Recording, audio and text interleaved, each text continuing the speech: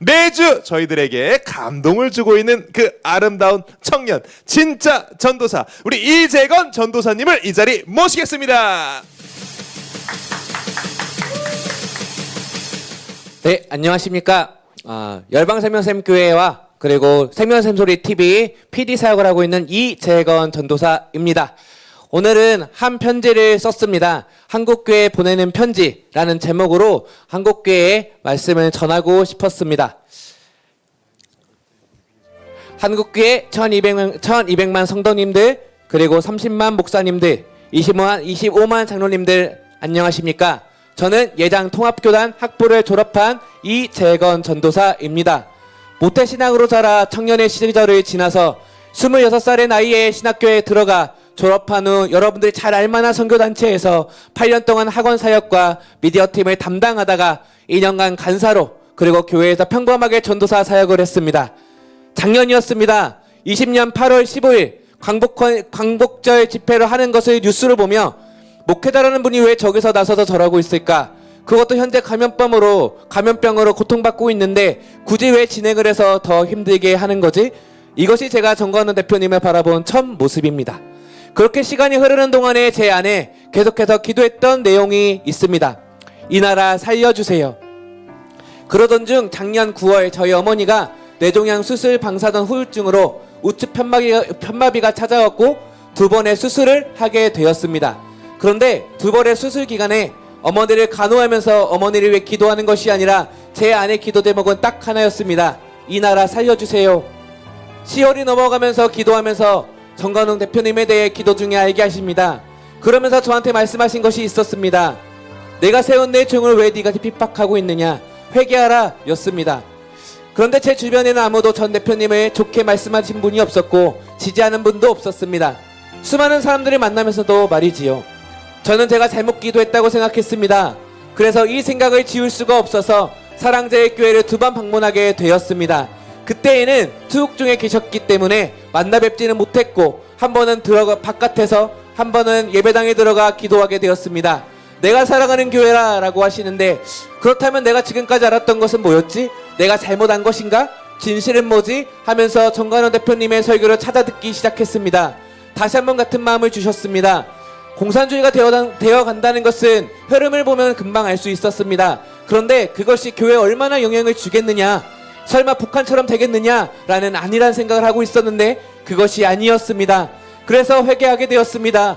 그렇게 저는 애국의 길을 찾아 나서게 되어 김포라는 땅을 밟게 되었습니다. 강화문 온랩을 외치며 바뀐 국민혁명당을 외치게 되었습니다. 그러던 7월 대구 성령이 나타남 집회가 열린 것을 운전을 하며 듣게 되었습니다. 정관환 목사님이 통성으로 기도하겠습니다 라고 하시는데 제가 그렇게 고백을 했습니다. 나라를 위해서 외치다가 스데반처럼 죽겠습니다 라고 고백을 했습니다. 이제서야 이해가 갔습니다. 왜 전 대표님이 수 없는 아픔 속에서도 달려가시는지를요.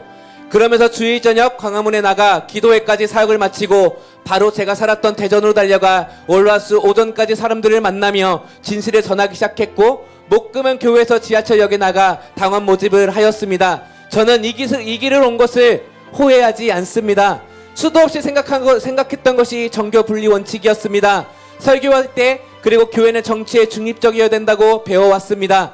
그런데 전 대표님의 영성과 그리고 교회에서 배웠던 것을 신학교에서 교회사를 배웠던 것을 기억해보면 항상 국가가 위기에 빠졌을 때 교회가 핍박받았을 때 저항하고 정치에 적극적으로 참여했었습니다. 히틀러를 암살하려고 했던 보네퍼를 위대한 신학자라고 말하지 잘못되었다고 말하지 않습니다. 3.1운동 때 독립운동의 중심점은 바로 교회였습니다. 광복 후 이 땅에 공산주의가 들어왔을 때 한국교회는 반공 설교를 하였습니다. 이승만 대통령을 적극적으로 도왔던 한경직 목사님을 애장통합을 다니시는 분들은 알고 있습니다. 이것도 정치 참여했다고 그분을 비난하시겠습니까? 성경에서 11개는 왕들의 기록입니다. 우리가 배운 정교 분리 원칙이라면 11개는 존재했으면 안 되는 것입니다. 정치는 교회에서 뗄 수 없는 것을 알 수 있습니다. 그럼에도 불구하고 한국교회가 정관용 대표님을 이단으로 만들려고 한다면, 그렇게 정의하려고 한다면 저도 이단이 되겠습니다. 이 나라 살릴 수 있다면 기꺼이 따를 것입니다. 왜 주님이 좁은 길이라고 말했는지 조금은 알 것 같습니다. 2000년 전 이 땅에 오셨을 때에 바리새인, 사두개인, 열심당들은 성경을 잘 알았습니다. 허나 그들은 주님을 인정하지 않았습니다. 120명의 제자들이 성령 운동을 시작하는데 핍박을 받습니다. 바울을 이단이라고 비난했습니다. 종교개혁을 했던 루터, 칼빈을 이단이라고 강하게 비판했던 자들이 기억납니다. 그렇다면 여러분들도 그렇게 하시겠습니까? 우리는 한국교회의 어두운 과거를 알고 있습니다. 신사참배를 반대했던 주기철 목사님을 한국교회는 파면시켰습니다. 그러면서 2006년에 와서야 목사직을 복권시킨 것을 알고 있습니다. 현대에 이르러 조용기 목사님을 1980년 43년부터 이단으로 정죄했습니다. 그것이 94년에 와서 이단이 아니라고 정정하였습니다. 저는 전 대표님에게서 대단한 영성가들의 행보를 밟고 있다는 것을 강하게 느끼게 됩니다. 그분과 함께 애국운동한다는 것이 너무 기쁩니다. 지금 이 나라가 위험 가운데 와 있습니다. 한국교회가 쓰러지지 않았다면 이렇게까지 단기간에 공사나 과정을 밟지 못했을 것입니다.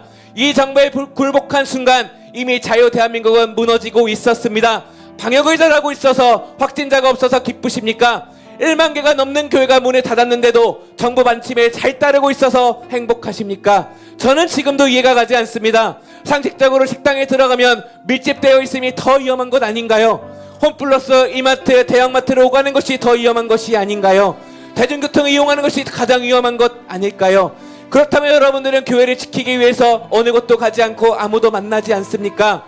상식이 아닌 것들이 너무나도 많은데 자연스럽게 비대면 예배로 전환하는 것은 어느 기준인 것입니까?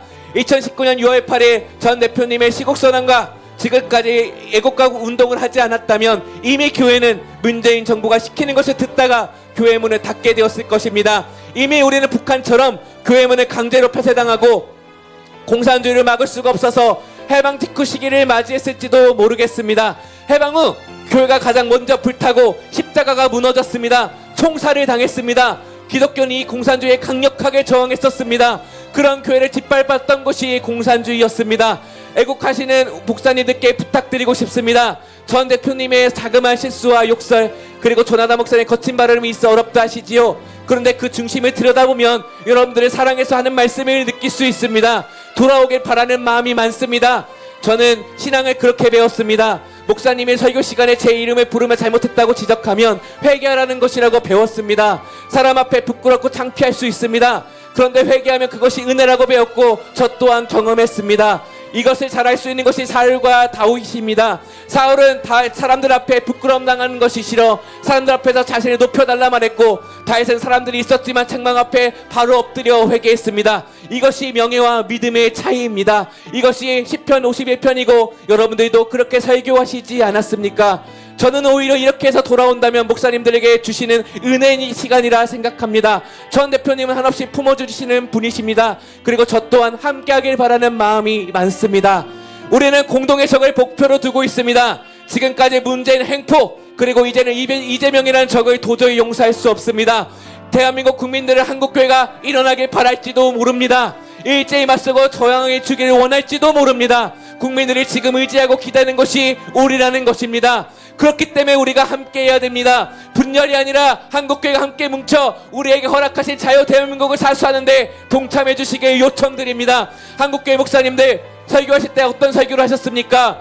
십자가를 들고 주님의 부른 곳이라면 어디든지 간다고 하시지 않았습니까? 그러라고 가르치지 않았습니까? 에스더의 죽으면 죽으리라, 다니엘과 세 친구의 세상에 무릎 꿇지 않는 정신을 갖자고 하셨습니다. 그것은 언제 해야 되는 것입니까? 청년 전도사의 눈에는 지금이라고 믿습니다. 세상의 빛과 소금이 되라고 하셨지 숨으라고 하지 않았습니다. 나서야 할 때 나서는 것이 용기라고 가르쳐 주셨습니다. 신사참배를 거부했던 주기철 목사님과 송영현 목사님의 정신을 배우라고 말씀하셨습니다. 그런데 우리는 지금 신사참배보다 더 부끄럽게 고개 숙이고 있습니다. 지금 한국교회는 어디로 가고 있단 말입니까? 한국교회 모든 분들에게 마지막으로 말씀드립니다. 국민연맹과 함께 자랑스러운 대한민국을 지키고 나아가 예수왕국 복음통에 일어나가 주시길 간곡히 부탁드립니다.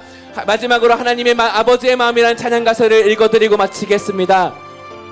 아버지, 당신의 마음이 있는 곳에 나의 마음이 있기를 원해요. 아버지, 당신의 눈물이 고인 곳에 나의 눈물이 고이기를 원해요. 아버지 당신이 바라보는 영혼에게 나의 두 눈이 향하길 원해요. 아버지 당신이 울고 있는 어두운 땅에 나의 두 발이 향하길 원해요. 나의 마음이 아버지의 마음을 알아 내 모든 뜻 아버지의 뜻이 될 수 있기를. 나의 온몸이 아버지의 마음 알아 내 모든 삶 당신의 삶 되기를. 자유대명을 지키길 원하는 청년 전도사가 한국교회에게 보내는 편지였습니다. 감사합니다.